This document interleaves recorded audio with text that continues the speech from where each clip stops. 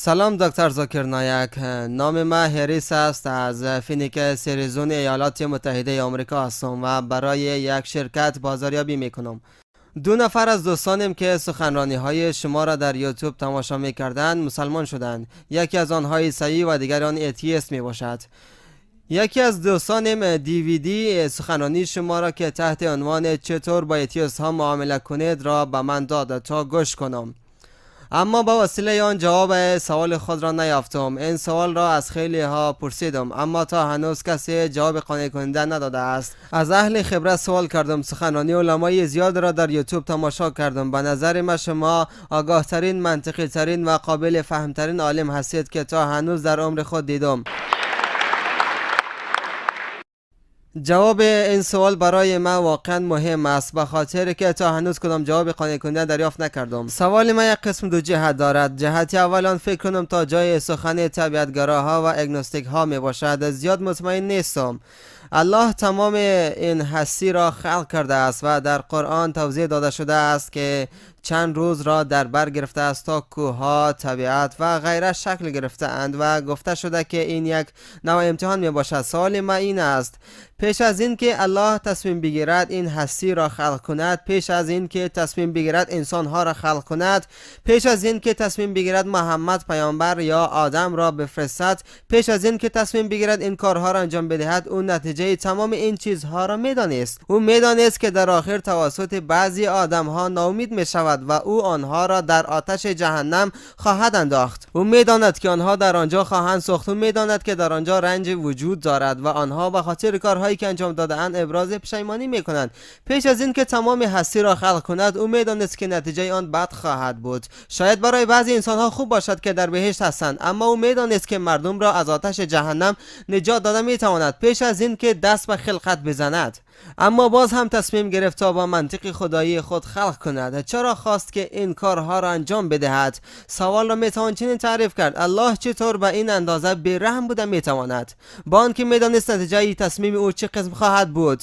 این یک روی سکه بود. روی دیگر سکه را اگر مد نظر بگیریم و بگوییم که الله متعال بهتر میداند و کار او بی‌عیب است، پس چرا الله در قرآن پافشاری میکند که به کوهها ببینید، به پروتون ها، الکترون ها، به این یا آن ببینید؟ همه چیز چقدر با عظمت است و من چقدر شگفت انگیز هستم. چرا ما را وادار میکند که مخلوقات او را شگفت انگیز بیابیم، در حالی که تمام چیز برای خدا مثل یک قطعه کیک است؟ منظورم این است او فقط بگوید که کن، تمام چیز به وجود میآید. چرا ساختن این هستی را برای خود یک کار بزرگ میشمارد؟ به خاطر که برای خدا هیچ است. من نمیفهمم که چرا از ما میخواد با کارهایی که انجام داده است احترام کنیم و کارهای او را شگفت انگیز بیابیم. برادر یک سوال بسیار خوب و خردمندانه را مطرح کرد. بسیار یک سوال خوب است و او بعض سخنرانی‌های مرا پیرامون طبیعتگراها در یوتیوب گوش داده و این سوال او را اسیر کرده که او تا هنوز جواب خود نیافته. برادر سوال کرد که الله متعال همه چیز میفهمه؟ پیش از اینکه بهشت‌ها و زمین را خلق کنه، پیش از اینکه انسان‌ها را خلق کنه، او اگر بخواد حتی یک نفر به او مانع شده میتواند. جهنم نمیره و مانع رفتن شخص یعنی او مانع شده میتواند که کسی او را ناامید نسازد. جواب شما را میتونم. برادر گفت حتی یک نفر اگر به جهنم بره، مثل این است که او را ناامید ساخته. با سوال شما برمیگردم.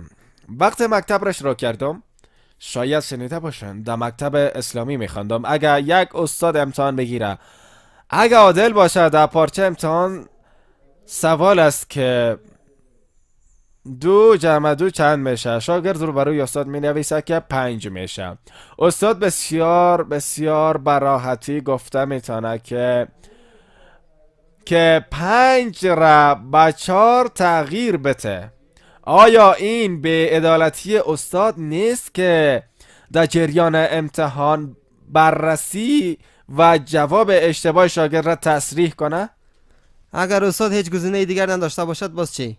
نه. یک سوال بسیار ساده از شما پرسیدم. یک سوال ساده. استاد ورق امتحانات توضیح نموده. درست است. حالا میتونه جواب بده؟ در چین حالت خاص، در همین حالت خاص استاد گفته میتونه که شاگرد عزیز 5 را به 4 تغییر بده. شاگردای دیگه چی فکر میکنن؟ بی‌عدالتی. درست اما است. در عین زمان عدالت برقرار میتواند. او کاملا حالت دیگر را خلق میتواند. او مجبور نیست به همان حالت ادامه بدهد. او به هیچ حالتی برادر وابسته نیست. میگه که الله متعال وضعیت عالی و بدون اشتباه خلق کرده میتونست. بله. خداوند خلق کرده، او فرشته ها را خلق کرده. الله فرشته ها را خلق کرده و فرشته هرگز خلاف اوامر الله عمل نمیکنه.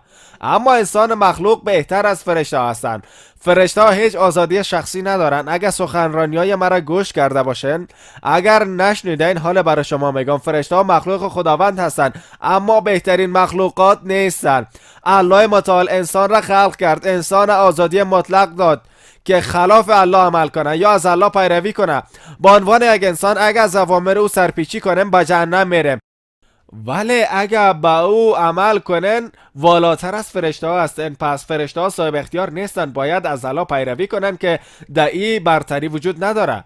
انسان ها مخلوق بهتر الله متعال هستن. الله متعال انسان ها را صاحب اختیار قرار داده. یک سوال متفاوت است که الله میفهمه، به خاطر که او علم غیب داره، او از آینده با خبر است، اما موفق همه چیز است. او صاحب اختیار است. اشتباه از انسان ها است، از خدا نیست. من مطمئن هستم که مشکل از انسان است. نه خیر، الله ما رو با همین اشتباه خلق کرده است و او میدانست که ما چنین اشتباه میکنیم. نه برادری، اشتباه نیست. این اختیار تام است. وقتی که اختیار داده است چرا مردم را در جهنم قرار میدهد؟ چرا او کار را انجام میدهد که مردم این یک خلقت متفاوت است. آیا دوست نداره چیزی را بسازه که خودش درباره خود فکر کنه؟ چرا به ضرر بشر دلسوزی کند؟ برادر، آیا شما نمیخواین او قبل فرشته ها را خلق کرده؟ از شما سوال میکنم، فرشته ها خوب هستن که از الله متعال اطاعت میکنن یا انسان ها خوب هستن که از الله متعال اطاعت من کنن؟ شخصا خودم دوست داشتم که فرشته می بودم. چرا احتمال رفتن به جهنم را احتمال می‌پذیرم؟ دوم درست است. به همین خاطر الله متعال در سوره اعراف چپتر 7 آیه شماره 172 پروردگار تو از فرزندان آدم از پشتهایشان اولادشان را گرفت و ایشان را بر خودشان گواه ساخت. آیا من پروردگارتان هستم؟ گفتند بله. الله متعال در سوره 8 چپتر 59 آیه شماره 21 اگر این قرآن را بر کوه نازل میکردیم بیگمان آن را از ترس خدا در تضرع و پاره پاره شدن میدیدی. الله متعال در سوره احزاب چپتر 33 آیه 72 میگه انسان ها نادان هایی بودند که خواستن انسان باشن. شما و ما نادان بودیم، حال پشیمان هستیم. میگن در امتحان شرکت میکنن، حال متوجه سوالات که شدن. کسی از من سوال نکرده، هیچ نقشی ندارم. نه خیر برادر، قرآن میگه از هر انسان سوال شده، اما یادداشت بعداً پاک شده. اگر یادداشت میبود باز امتحان معنای نداشت. الله متعال در قرآن میگه اگر میخواین انسان باشن، اگر انسان خلق شون یا فراتر از فرشته میشن یا در آتش میسوزن. اگر میخواین که انسان خلق نشون فقط رد شون. حتی به خاطر بس اجازه بتن که کامل کنم. شما سوال کردن. درست است. جوابتان بشنون. ادامه بتین. الله متعال از انسان سوال کرده. ما انسان ها نادان بودیم، شما و ما هر دوی ما نادان بودیم که برای امتحان اقدام کردیم. وقتی در امتحان قرار گرفتین، اگر به اوامر بعد از اختیارتان خود عمل کنین والاتر از فرشته میشین. اگر از الله اطاعت نکنن به اندازه فرشته خوب بودن نمیتونن. من میخواستم با برتری کامیاب شوم، شما و ما. شما گفتن به یاد ندارم. معلوم دارست که به یادتان نمیمانه. حتی ما به یاد ندارم، اما به قرآن ایمان دارم. در روز قیامت الله متعال میگه حتی یک انسان در برابر عدالت الله اعتراض کردن نمیتونه. این چیز در روز قیامت معلوم خواهد بود.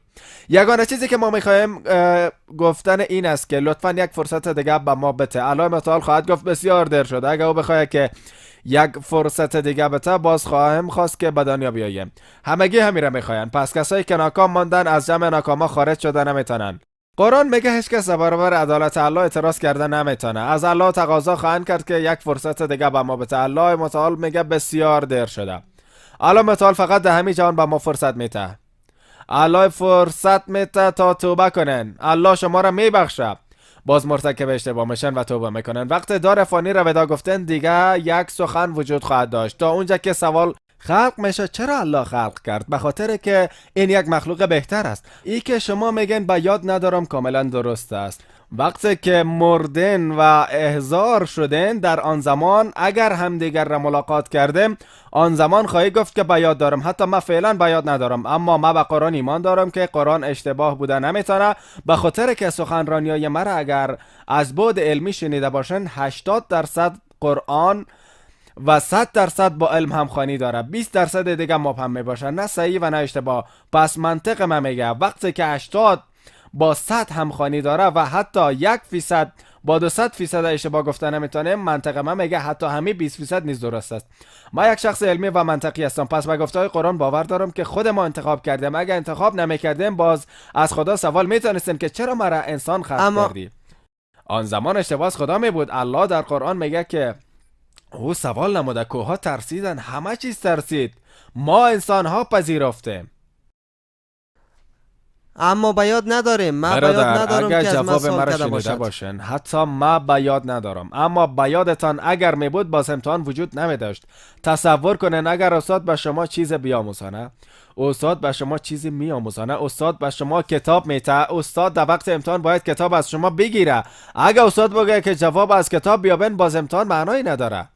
درست است، اما بعد از این که امتحان تمام شوه باز میتونن در کتاب جستجو کنن. باز هم حتی پیش از امتحان نتیجه رو میدونید. برادر به ما گوش کنن، بعد از این که امتحان تمام شد آیا میتونن که در کتاب خود جستجو کنن یا خیر؟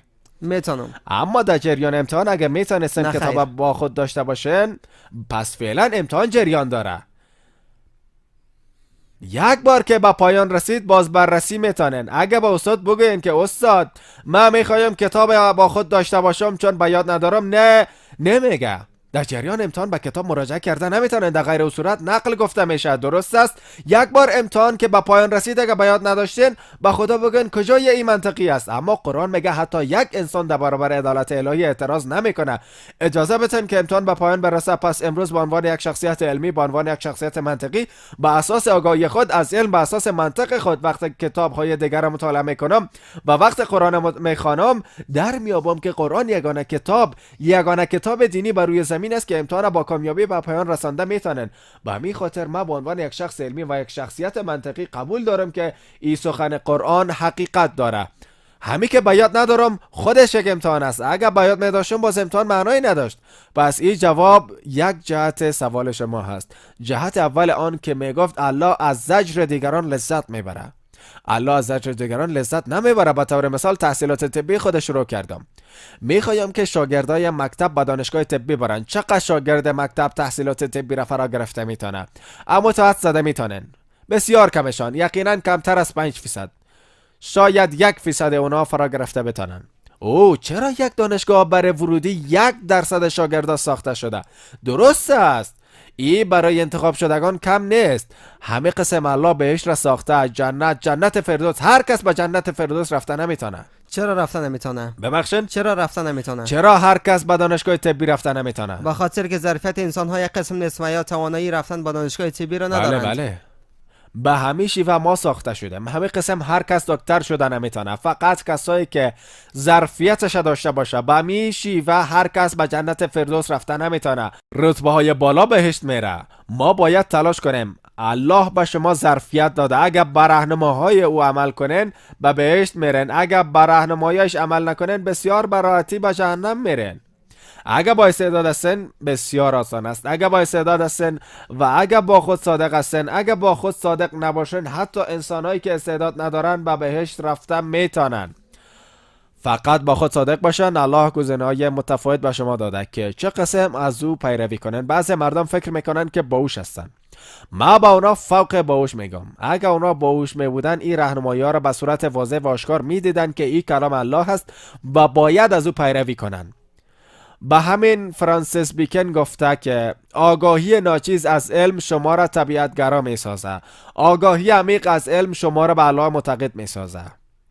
پس من نمیگم الله از زجر دیگران لذت میبرم، من میگم ما احمق بودیم، کسایی که خود مورد امتحان قرار دادن. اشتباه الله نبود، الله حق انتخاب داده بود که میخوای چی شوی. ما انتخاب کردیم، پس ما مسئول هستیم، الله مسئول نیست. الله از زجر دیگران لذت نمیبره. ما نادان هستیم. همه چیز قرآن میگه، در روز قیامت میفهمین انشالله. شما و ما هر دوی ما انشالله اگه به جنت رفتم انشالله به درگاه الله عبادت میکنم و از الله سپاسگزاری میکنم از اینکه انتخاب مرا به عنوان انسان پذیرفته. اگه کامیاب شوم، اگه ناکام شوم، باز خودم سرزنش میکنم. بخش دوم ببخشن بخش دوم چی بود؟ این که حتی ما اگر قبول کنیم که الله متعال بسیار باهوش است، چرا اصرار دارد که به کوه‌ها ببینیم، به الکترون ها، پروتون ها و غیره چیزها ببینیم؟ بخش دوم سوال برادر ما ای بود که چرا الله متعال به کوه‌ها رجوع میکنه که اینها را خلق کرده در حالی که برایش هیچ است؟ پس چرا تاکید میکنه؟ آیا میفهمین که چرا چنین میگه؟ او میگه که کوه‌ها میلرزید، شما انسان فرادست بودین، چرا درک نمیکنین؟ قرآن در سوره حشر چپتر 39 آیه 21 میگه اگر این قرآن را بر کوه نازل میکردیم بیگمان متلاشی میشد و این مثال ها را برای مردم میزنیم تا باشند که بیاندیشند. این مثال را به خاطر ارائه می‌دارد تا نشان بده این چیزا که بسیار قدرتمند هستند، کوه ها از سنگ خلق شدن، متلاشی میشدن. چرا انسان درک نمیکنه؟ او کوشش میکنه تا به طور مثال این چیزا را بیان کنه و بگوید که ما نادان بودیم. او خود را نمیستاید و هر وقت از ما میخواهد تا او را ستایش کنیم بگویم که الله اکبر، الله بزرگترین است. آیا فکر میکنین که این الله را تغییر میدهد؟ نه خیر. اصلا هزاران بارم که الله اکبر بگوین، میلیون ها بار اگر بگوین، او بزرگتر نمیشه. به خاطر که او از قبل بزرگترین است، به خاطر که این چیزها را میگوید، چون این در طبیعت و اندیشه انسانی ما است که از اشخاص مشهور پیروی کنیم. به طور مثال مادرتان حمله قلبی داره، یک شخص ناشناس وجود داره که تداوی کنه و شنیدن که بهترین قلب در جهان، بهترین جراح قلب در جهان دکتر ایکس است. حال به نصیحت‌های دکتر ایکس گوش میتن یا به نصیحت‌های شخص ناشناس گوش میتن؟ شما بگوین. با گفته های دکتر چرا؟ ایکس. به خاطر که دکتر ایکس معروف است، مردم او را میشناسن، او در جهان بهترین است. دلیل این که در نماز خود، در زندگی خود الله اکبر میگیم، الله بزرگترین است، الله داناترین است، الله باهوشترین است، این است که به الله هیچ فایده ای نمیرسه، بلکه به فایده خود ما است. اگر او را ستایش کنیم از او پیروی میکنیم، اگر پیروی کنیم به بهشت میریم. برای الله هیچ فرق ایجاد نمیشه. به همین خاطر الله میگه آیا قبول نمیکنین؟ آیا نمیفهمین؟ قرآن به خاطر خودتان نازل شده، به خاطر مردم تا بفهمن. پس او مثال به خاطر بزرگ جلوه دادن خود نیست، او از قبل بزرگترین است. حتی میلیون ها بار اگر بگوین الله بزرگترین است، در الله هیچ فرق ایجاد نمیشه. الله به شما میگه، الله در قرآن میگه که الله به شما نیاز نداره، شما به الله نیاز دارین. وقتی او را ستایش میکنن، روانشناسی انسان میگه وقت شخص کسی را میستایه از او پیروی میکنه و با پیروی کردن از گفته های او به خود فایده میرسانه، با او فایده نمیرسانه. او برای همیشه بزرگترین است، او همیشه بخشنده ترین است. پس او قوانین را برای آگاهی خود به خاطر خوبی ما وضع نموده. عقل ما چنین میگه. شما دانشجوی علم هستین، درست است؟ من هم دانشجوی علم هستم. وقت فهمیدم الله این حقایق علمی را که با تازگی فهمیدم 1400 سال پیش به معرفی گرفته، این عقیده مرا نسبت به الله تقویت میکنه. الله در سوره فصلت چپتر 41 آیه 53 میگه سنوریم آیاتنا فی الافاق و فی انفسهم حتی یتبین انه الحق. با زودی به ایشان نشانهای خدا در آفاق و در وجود هستی خودشان نشان میتیم تا برای ایشان روشن شود که پیام حق است. پس الله این مثال را به خاطر بیان میکنه تا به ما فایده برسانه. برای او هیچ فرق ایجاد نمیشه، تمام اینها به فایده ما هست. پس او به ما فرصت میده تا از او پیروی کنیم و به بهشت بریم. امیدوار هستم جواب فهمیده باشین. ما قدرتی را تصدیق میکنم و شگفتی تمام چیزهایی را که او خلق کرده است فهمیده میتونم، اما به حیرت شدن ما از کارهای او که این هستی و غیره را خلق نموده است حتمی میباشد. درست است. برای او کار یک ثانیه‌ای است. وقتی به تو میگه که الکل ننوش، اگر سوالی است باید حیران کارهای او باشیم. نکنن این چیزا به خاطر بهتر جلوه دادن خود نیست. اگر باور دارین که برای او هیچ است، آیا شخص دروغ میزنه یا خیر؟ اگر بگوید که الکل ننوشن، سوال نمیکنن، خوک نداشته باشن، سوال نمیکنن.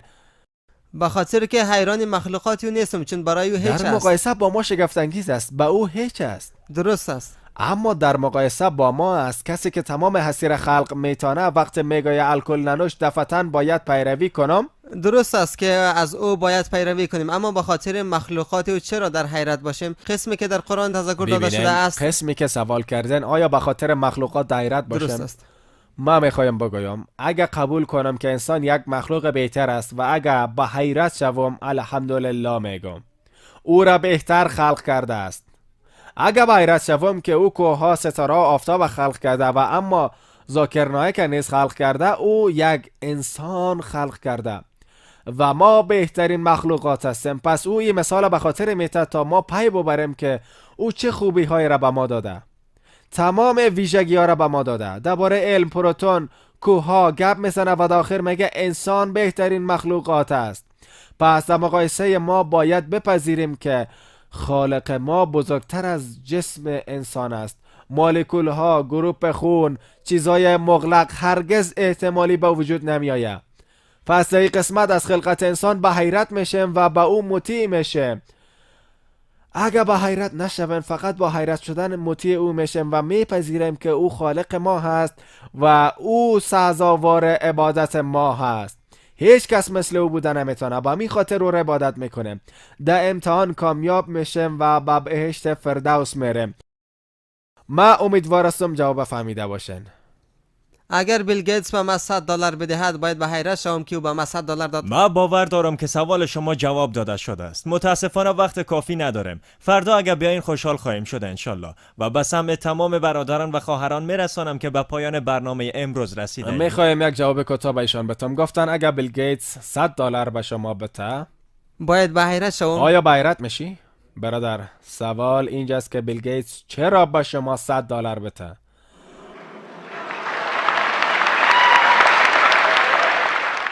اگر بگوین که یک خیر $100 به شما داده، هیچ جای حیرت نیست. بیل گیتس $100 به ما داد.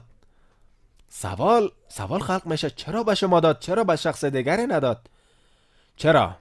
پس سوال اینجاست که چرا به شما داد؟ سوال اینجاست. درست است. اگر کدام خیر به شما بده، اگر در کوچه کسی $100 بده، قابل حیرت نیست. بیل گیتس.